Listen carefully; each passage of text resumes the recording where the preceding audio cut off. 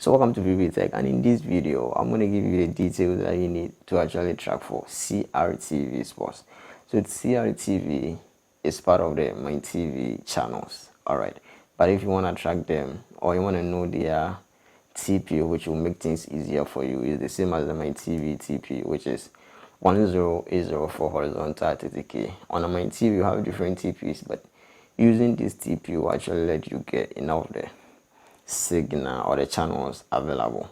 So they are select the rotates at 16A or rotates at W2 on a 16 east.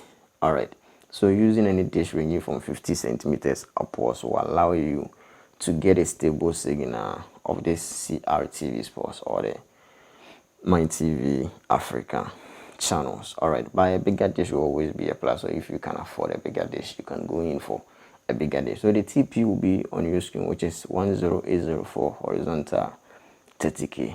Alright, so that's it. If you find this video helpful and all you got to do is subscribe, your bell icon, and you come back for more.